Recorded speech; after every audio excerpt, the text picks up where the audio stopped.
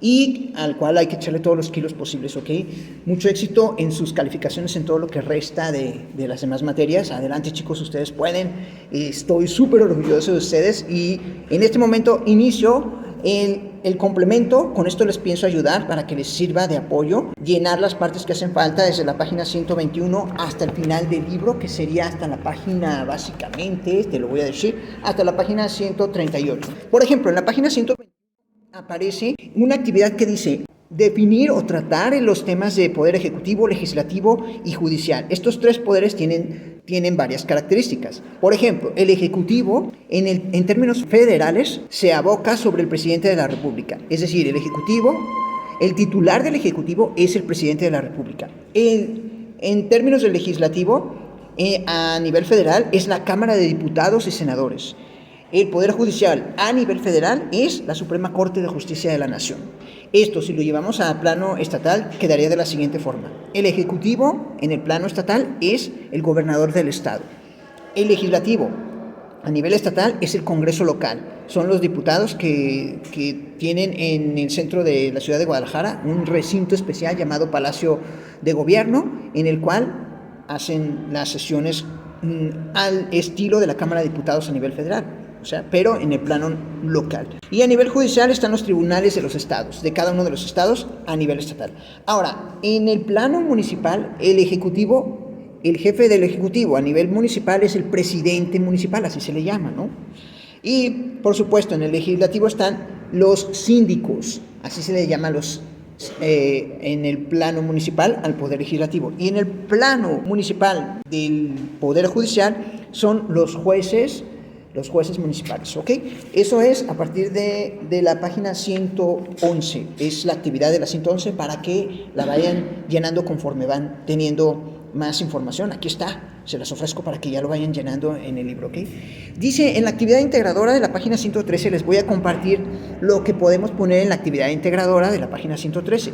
Te está pidiendo que elijamos candidatos y, por supuesto, partidos que tienen propuestas, y esas propuestas las voy a mencionar.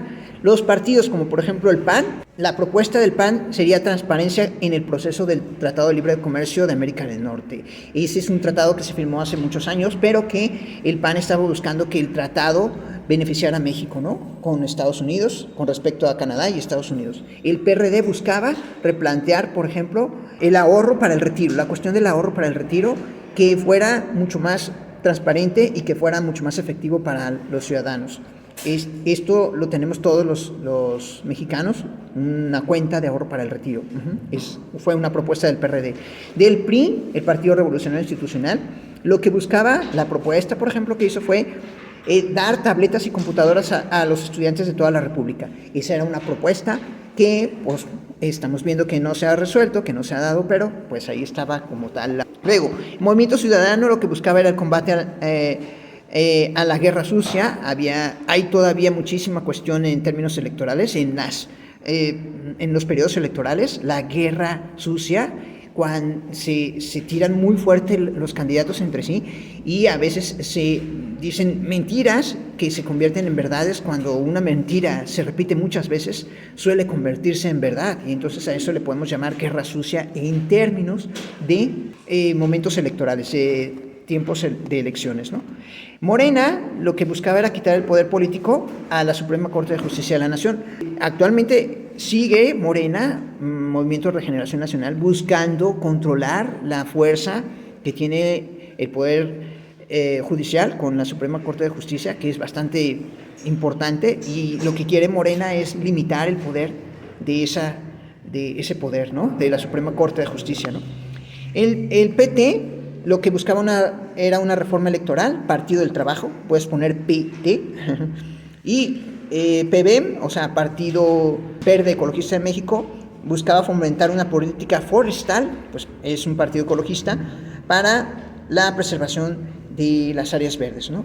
¿ok? Muy bien, eso fue la parte de la actividad integradora de la página 113. Voy a la página 116 para que ustedes lo tengan y lo que puedes hacer es ponerle pausa al video. También voy a poner letritas, tú vas a ver ahorita que pasan letritas o que ya han pasado letritas, eso va a servir para que tú lo tengas más en claro. Y si le voy a poner pausas y lo voy a hacer mejor el video, vas a ver, mucho más fácil de entender, ¿no? El que sigue es en la página 116, investiga las diversas fuentes de información de los siguientes temas. Por ejemplo, dice cantidad de países que existen en el mundo, 195, América tiene 36, Europa tiene 46 países, Asia tiene 51, África 54 y Oceanía tiene 14, ¿ok?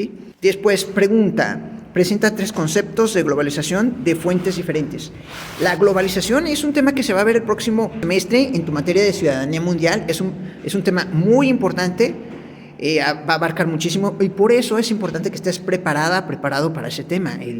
Entonces vamos a definir qué es globalización como una tendencia, como su nombre lo dice, a que todo se convierta en global. ¿Y qué quiere decir globalización? Por ejemplo, es la creciente integración de las economías en todo el mundo a través del comercio y los flujos financieros y económicos. Esa es una muy buena definición de globalización, ¿no? Y está basada en la cuestión económica. Y también es la comunicación y la comercialización entre casi todas las naciones del mundo, ¿sí? ¿Okay? Tú podrías poner un tercero desde tu perspectiva propia, ¿ok? Pero ya te di básicamente la definición de globalización, que se va a ver también el próximo semestre. También pregunta sobre, hay que definir qué es América Latina. Está claro que es una región, una subregión del continente americano, pero América Latina son básicamente los países que hablan o español o portugués. Y estamos hablando, por ejemplo, de Colombia, Chile, Argentina, Venezuela, México, todo Centroamérica son los países que hablan español, ¿no? También Cuba y algunas de las Antillas. Y portugués, que serían los países, de hecho, solo uno de los países habla portugués, pero con ese es suficiente. Brasil, un país, el más grande de toda América Latina. En ese país se habla portugués de forma oficial, ¿no? Entonces, básicamente, esa sería como una definición preliminar de América Latina, ¿no? Me voy a la página 118, que sería, la pregunta te dice, ¿cuáles son los problemas de las sociedades modernas? Este es un tema súper importante. Tú podrías responder esta pregunta, por ejemplo, diciendo que existe una brecha cada vez más amplia entre las clases sociales, entre ricos y pobres. Ese podría ser un problema natural, un problema básico para analizar, ¿no? Problemas climáticos, por supuesto, el cambio climático está a la orden del día y nos vamos a rostizar dentro de unos 20 o 30 años. Si ya nos estamos rostizando, esto puede empeorar y necesitamos hacer un trabajo por reducir las emisiones de contaminantes, en específico de la cuestión, todo lo relacionado con el carbono, ¿no? Y es decir, los motores basados en combustión de carbono se deben de eliminar. Para el 2025 es la última oportunidad que tenemos, ¿no? Se ha dicho sobre eso, ¿no? También estamos hablando de ideologías extremas y estas ideologías extremas son las que generan inestabilidad y lo estamos viendo no solamente en términos institucionales, es decir, no solamente en términos de grupos secretos, terrorismo, por ejemplo, grupos extremistas islámicos, sino también lo estamos viendo, por ejemplo, con Rusia, con Putin, Corea del Norte, con Kim Jong-un. Estas ideologías extremas son las que pueden causar problemas a nivel global y eso está a la orden del día, ¿no? Disminución del agua potable, ese es un problema súper importante. Nosotros no lo vemos porque tenemos el agua casi todo el tiempo, pero a veces incluso hasta nos falta en los baños. Lo que se puede hacer es tener una conciencia de conservación del agua, de cuidar el agua lo más posible, ¿entendido? Y otro tema que es muy importante y que está presente actualmente es la inflación en todo el mundo. Hay una inflación rampante, los precios están subiendo de los productos precisamente porque hay una guerra. El problema central está en la guerra Rusia-Ucrania, que ha repercutido a nivel global, y la repercusión está en que casi todos los países del mundo tienen inflación en este momento y México no es la excepción. No es muy alta, un 8%, pero hay otros países como Argentina que ya pasa del 80% y eso genera muchísimo estrés social, ¿entendido? Bueno, esa fue la pregunta 4. Y la pregunta 5, establecer una definición de crisis. Una definición de crisis, sobre todo política, es la falta de orden en el sistema político y la falta de eficiencia sobre todo. Si un sistema político no es eficiente, puede considerarse como un sistema que está en crisis, aunque no lo reconozca, ¿entiendes? Entonces, básicamente sería esa la definición. Paso con mucho gusto a la página 120. En la página 120 te pregunta, en la actividad preliminar, te dice, ¿cuál es la importancia del Producto Interno Bruto? ¿Tú sabes lo que es el Producto Interno Bruto? Se escribe como PIB, ¿no? Es un indicador macroeconómico que permite conocer el grado de avance económico a nivel de un país. Si ese PIB, Producto Interno Bruto, es cero, entonces está en recesión.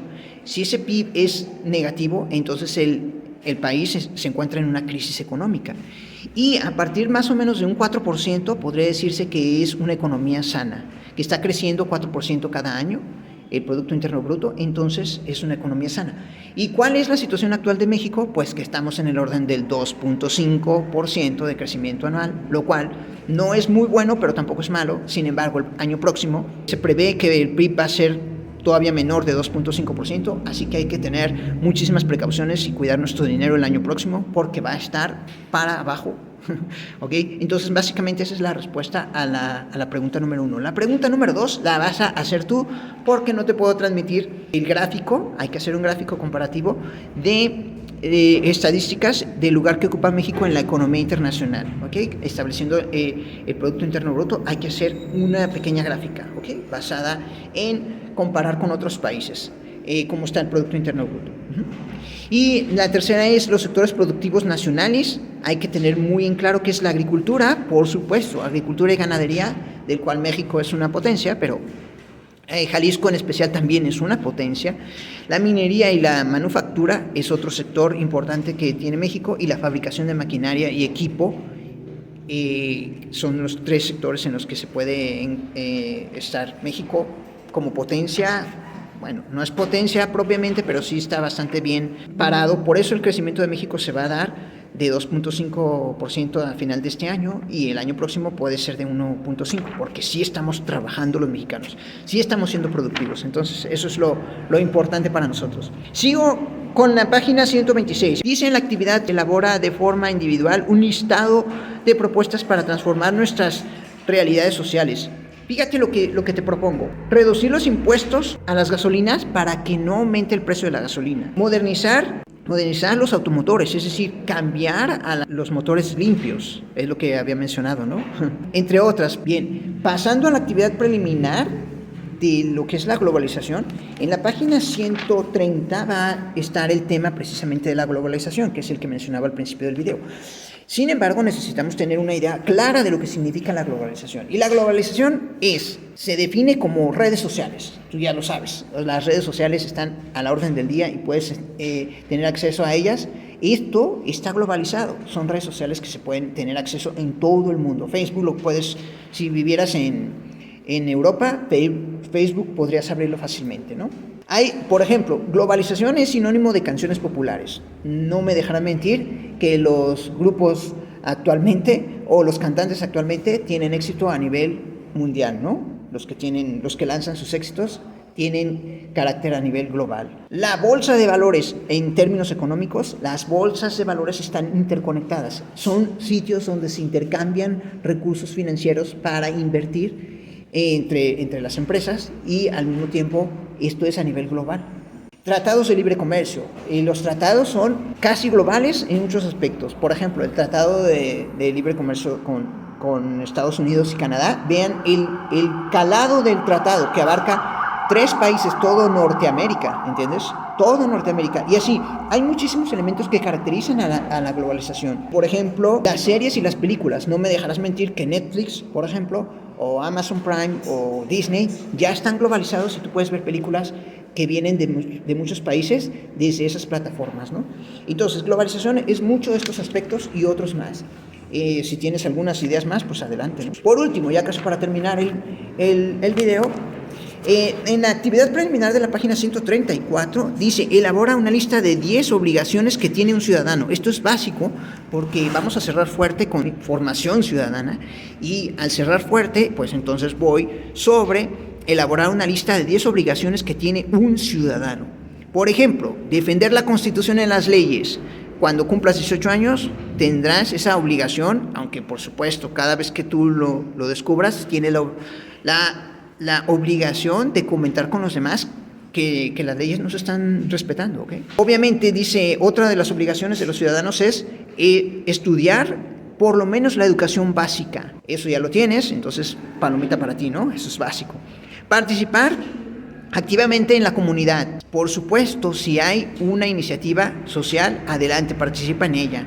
Como lo que hemos hecho, por ejemplo, de llevar regalos a los asilos, ahí está. Esa es una actitud ciudadana muy, muy importante. Promover la paz y la convivencia social, eso es también muy importante. Para seguir avanzando necesitamos vivir en paz. Proteger el patrimonio. Cada vez que tengas un sueldo, cuando trabajes y tengas tu primer sueldo, protege tu dinero, protege tu patrimonio. Esa es tu obligación, no dilapidarlo, no gastarlo por gastarlo. Hay que cuidarlo y ahorrarlo para tu futuro. Eso es mucho de responsabilidad ciudadana por parte tuya. Ejercer el voto electoral es muy importante como ciudadano. Cuando ya puedas votar, adelante, ve a votar y eso te dará muchísima participación, aunque sea simbólica, se tomará en cuenta tu voto y eso decidirá, por ejemplo, las elecciones del 2024, tú estarás ahí. ¿Entiendes?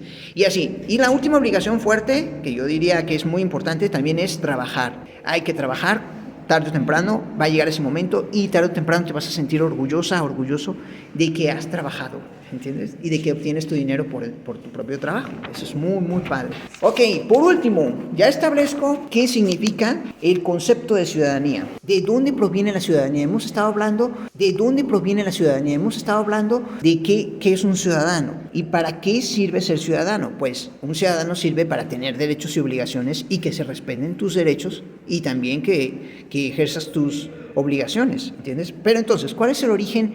El origen de la palabra ciudadanía proviene del latín civitas, que se escribe civitas, o sea, con C, pero se pronuncia civitas, que significa ciudad, es decir, de ahí proviene del latín de la Roma antigua. Por lo tanto, la ciudadanía es la condición que se otorga al ciudadano de ser miembro de una comunidad, ¿lo ves? De una comunidad organizada. Eso es el ciudadano, proviene del latín civitas. Elabora un acróstico de la palabra ciudadanía. ¿Se sabe lo que es un acróstico?